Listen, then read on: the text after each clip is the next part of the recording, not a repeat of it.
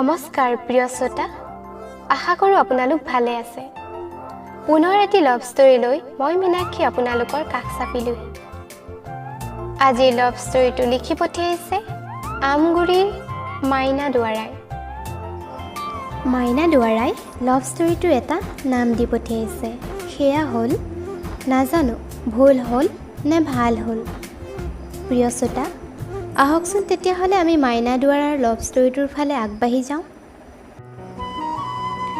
প্ৰকৃতিৰ সেউজীয়াখিনিৰ মাজত যেনে নতুন চিনাকিৰ প্ৰশান্তি, এই অনুভৱখিনি আগতে মই কেতিয়াও পোৱা নাই। সেই অনুভৱৰ দলিচাত তেওঁ যে আছিল মোৰ বাবে সেউজীয়াৰ সুবাস বিলাই, যিটো সময়ত চাহ আৰু শিৰিখৰ এক স্নিগ্ধ আৱৰণত মোৰ সপোনৰ কোঁৱৰ প্ৰেমৰ প্ৰস্তাৱ লৈ আহিছিল মোৰ বাবে। ঐ শুনা, মই কোৱা কথাষাৰ কি ভাবিলা? কি কথা? আৰে মোকতো এবাৰ ভালকৈ চোৱা, প্লিজ ভাও খাই নাথাকিবা না। মই আৰু কিমান কম একেটা কথাকে। এতিয়াও আপুনিয়ে ক'ব লাগিব। না, মই আজি অতদিনে তোমাক একেটা কথাকে কৈ আছো, প্লিজ কোৱা না। মইতো জানোৱেই তুমি কি বুলি ক'বা, তথাপিও তোমাৰ মুখত শুনিব বিচাৰোঁ। আৰু মই যদি না কওঁ? হ'বই নোৱাৰে। ইয়াৰ পাছত মাইনাই লিখিছে 2015 চন। সেই সময়ত সি আছিল ইউনিভাৰ্চিটিৰ প্ৰাক্তন। মই আমগুৰি মহাবিদ্যালয়ৰ প্ৰথম ষান্মাসিকত। সিও একেখন কলেজৰ প্ৰাক্তন হিচাপে খুব ভালকৈ জানো। ব্যক্তিত্ব বহুত ভাল, কবিতাৰ প্ৰেমিক। আমি ইজনে সিজনক ভালকৈ জানিছিলোঁ। তেওঁৰ কথা কাণ্ড কাম, তেওঁ ব্যক্তিত্ব দেখি বাৰুকৈ প্ৰেমত পৰি গ'লোঁ। আটাইতকৈ ভাল লগাৰ কাৰণটো আছিল তেওঁ বহুত বেছি আৱেগিক যদিও বিবেকেৰে চলে, তথাপিও অলপ পাগলামি কৰে। তেওঁৰ আৱেগ আৰু কবিতাৰে মোক প্ৰেমত পেলাবই পেলাব। তথাপিও ছোৱালী যেতিয়া অলপ ভাওটো খাবই লাগিব।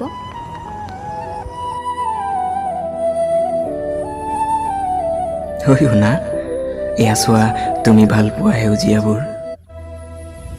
এই সেউজীয়াৰ সুবাসেৰে তোমাৰ জীৱন জীপাল হ'ব চিৰজীৱনলৈ। তুমি মাথো সঁহাৰি দিয়া, প্ৰেৰণা আৰু সাহস হৈ ভাল পোৱাৰ ৰহনেৰে উপচাই দিম তোমাৰ দুগাল। তুমি যেন সুখেৰে উভাগৰি পৰিবা। মই আপোনাক ভাল পাওঁ? না না, তুমি? Okay then I love you. হ'লতো, এতিয়া যাওঁ বোলা। মোৰ মনত এপাহি গোলাপ ৰুলাহি তুমি গোপনে। প্ৰিয় শ্ৰোতা, আমি ইতিমধ্যে গম পালোঁ যে মাইনাই তেওঁৰ মনৰ কথা তেওঁৰ প্ৰেমিকক জনাই দিছে। ইয়াৰ পাছত মাইনাই লিখিছে, খুব কম সময়ৰ বাবে এক সুন্দৰ স্মৃতি আজিও মানস পটত জিলিকি আছে। সেই মুহূৰ্তবিলাক সঁচাই, এই মুহূৰ্তবিলাক সদায় মধুৰ হৈ ৰয়। সময়বোৰ সুন্দৰৰ পৰা সুন্দৰ হ'ব ধৰিলে। প্ৰত্যেকটো কথাই তেওঁৰ সৈতে আলোচনা কৰোঁ। দিনটো ব্যস্ত যদিও ৰাতি আমি সদায় কথা পাতোঁ। ঐ জান, কি কৰিছা? ক্লাছ অফ আছে, এনেই বহি আছোঁ। আৰু তুমি? মই ক্লাছ কৰি আছোঁ। কি? ক্লাছত ফোন? একো নাই। ঐ শুনা না, ল'ৰা ছোৱালীবোৰে কিমান উৎপাত কৰি থাকে জানানে? মোক ইহঁতে সৰু ছাৰ বুলিহে মাতে। বাপৰে, সৰু ছাৰ? তুমি মানে সিহঁতক জনাই দিছা ন? কি? আৰে তোমাৰ বাইদেউজনীৰ কথা আকৌ। একো নাই, সিহঁতক লিখিব দিলোঁ। এতিয়া হ'ব দিয়া। শুনি থাকা সিহঁতৰ উৎপাতবোৰ, ফোনটো নাকাটিবা। অ'কে।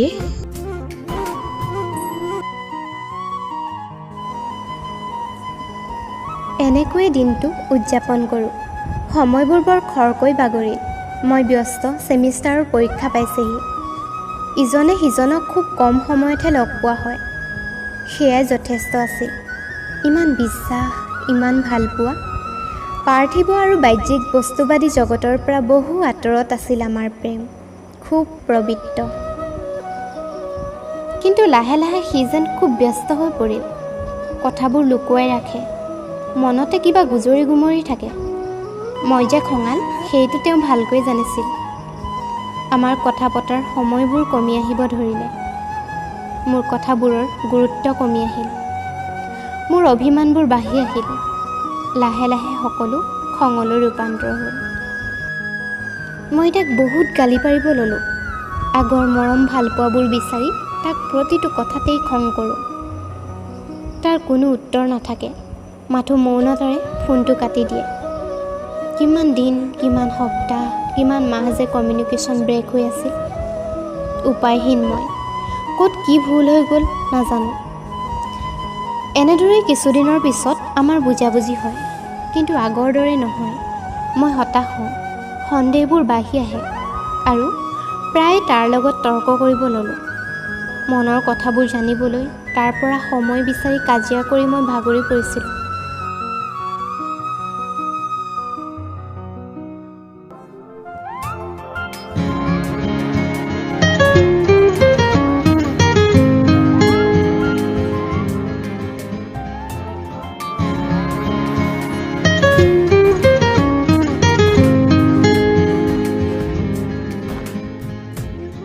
হেল্ল', ফোনটো ৰিচিভ কৰা নাই যে? অলপ কাম কৰি আছোঁ। কি এতিয়াও? মই সদায় কওঁ যি হ'লেও ৰাতি অকণমান মোক সময় দিয়া। ৱাহ, একো নোকোৱা যে? কাম থোৱা আৰু। কোৱা। ঐ শুনা না, কথাবোৰ যে বহুত দিনৰ পৰা তোমাক কোৱাই নাই।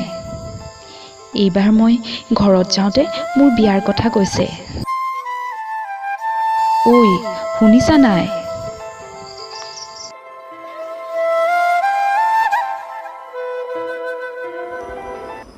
এনেকৈ গুৰুত্ববিলাক কমি আহিল। কিবা ইম্পৰ্টেণ্ট কথা ক'লেও একো মূল্য নাইকিয়া হৈ পৰিল। ফোন মেছেজৰ সংখ্যা কমি আহিব ধৰিলে। কাজিয়া আকৌ বাঢ়ি আহিল। মই একেবাৰে আঁতৰি অহাৰ ভাবুকি দিলোঁ। ঘৰত মোক চাবলৈ ল'ৰা আহিল। এইবোৰ কোৱাতহে সি যেন সজাগ হ'ল। সি আকৌ মোক বুজালে। কথাবোৰ আগৰ দৰে হৈ পৰিল। বহুত বুজাবুজিৰ পিছত ইজনে সিজনক কথা দিলোঁ আৰু কেতিয়াও কাজিয়া নকৰোঁ বুলি শপতো ল'লোঁ। কিন্তু সকলো ফুটুকাৰ ফেন। কেইদিনমানৰ পাছত একেই চিটুৱেশ্যন। মই বহুত বেছি খঙাল হৈ পৰিছিলোঁ। সেই সময়খিনি মোৰ পৰীক্ষাৰ সময়। ইফালে মোৰ শাৰীৰিক অৱস্থা বৰ ভাল নাছিল। দিনক দিনে মই দুৰ্বল হৈ গৈছিলোঁ। আনকি মই খোজকাঢ়িবলৈও শক্তি নাছিল। তেতিয়াও মই তাৰ এষাৰ মাত বিচাৰি হাহাকাৰ কৰিছিলোঁ। বহুত কান্দিছিলোঁ। হোষ্টেলৰ পৰা ঘৰলৈ আহিব নোৱাৰা অৱস্থাত আপোনজনক বিচাৰি হাহাকাৰ কৰিছিলোঁ। কিন্তু তেওঁ সেই কান্দোৰ শুনা পোৱা নাছিল। তেওঁ মাথো তেওঁৰ মাজতে ব্যস্ত আছিল, মিছা আশ্বাস দিছিল। তেওঁ তথাপিও গুৰুত্ব বুজি পোৱা নাছিল। মাথো তেওঁ নানা অজুহাত আৰু ব্যস্ততাবোৰৰ কথা কৈছিল। মইজনীৰ অৱস্থাটোৰ বুজ ল'বলৈ অকণো চেষ্টা নকৰিলে। নাজানো কিয় তেনেকুৱা কৰিলে। মোৰ খং আৰু ধৈৰ্যৰ সীমা পাৰ হৈ গৈছিল আৰু বুজিবলৈ অকণো ইচ্ছা নাছিল। শেষত মই সিদ্ধান্ত লৈ পেলালোঁ। 5টা বছৰ পূৰ্ণ হ'বলৈ মাত্ৰ 20টা দিন বাকী আছিল। শাৰীৰিক অসুস্থতা, মনৰ অস্থিৰতা মইজনী জুৰুলা হৈ পৰিছিলোঁ। বহুত খং, অভিমান, জেদ, হতাশা, বিশ্বাসৰ প্ৰতাৰণা ভৰা মন এটিয়ে এটা সঁচা সম্পৰ্কৰ পৰা আঁতৰি আহিবলৈ বাধ্য হ'লোঁ। হ'ব পাৰে তেওঁ অফিচৰ ব্যস্ততাবোৰ বেছি, অলপ জৰুৰী আছিল কামবোৰ। কিন্তু মইজনীৰ অৱস্থাটোৰ বুজ ল'বলৈ সেই সময়ত অলপো চেষ্টা নকৰিলে। নাজানো ভালেই কৰিলোঁ নে ভুলেই কৰিলোঁ। কিন্তু মনটোক প্ৰাধান্য দি আৱেগিক হোৱাতকৈ বিবেকটোক বেছি গুৰুত্ব দিলোঁ। যিহেতু সেই কথা মই তেওঁৰ পৰাই শিকিলোঁ। ঠিক এতিয়াও মোৰ মনটোতকৈ বিবেকটো আগেয়ে যায়। এটা কথা উপলব্ধি কৰিলোঁ, ভালপোৱাবোৰ পাবলৈ গৈ দুখী হোৱাতকৈ নোপোৱাকৈ দুখী হৈ থকাই ভাল। যিহেতু নিজৰ মাজতে সুখৰ সংজ্ঞা বিচাৰি ল'ব পাৰি। থেংক ইউ ছ' মাছ মাইনা তোমাৰ ষ্টৰিটো আমাৰ সৈতে শ্বেয়াৰ কৰাৰ বাবে। য'ত গুৰুত্ব নাই তাৰ পৰা উভতি অহাটোৱে ভাল। পলমকৈ হ'লেও তুমি সেই কথা উপলব্ধি কৰিলা। তোমাৰ সন্মুখত এটা ধুনীয়া জীৱন পৰি আছে। নিজক লৈ সুখী হ'ব শিকা। সময়ে তোমাৰ যোগ্যজন তোমাৰ কাষত আনি দিব। প্ৰিয় শ্ৰোতা, মাইনা দুৱাৰৰ লাভ ষ্টৰিটো শুনি কেনে পালে তাক জনাবলৈ নাপাহৰিব। আৰু আপোনাৰ জীৱনতো যদি এনেকুৱা ধৰণৰ কাহিনী হৈছে, আপোনাৰ প্ৰেমৰ ষ্টৰিটোও যদি মোৰ সৈতে শ্বেয়াৰ কৰিব খোজে, তেনেহ'লে ডেছক্ৰিপশ্যনত মোৰ এড্ৰেছটি দিয়া আছে। তাত আপোনালোকে আপোনালোকৰ ষ্টৰিটো লিখিত আকাৰে মোলৈ পঠাব পাৰে। এনেধৰণৰ লাভ ষ্টৰি শুনি থাকিবৰ বাবে মোৰ চেনেলটো ছাবস্ক্ৰাইব কৰিব আৰু কাষতে থকা বেল আইকনটো প্ৰেছ কৰি দিবলৈ নাপাহৰিব। আজিলৈ আহোঁ, ধন্যবাদ।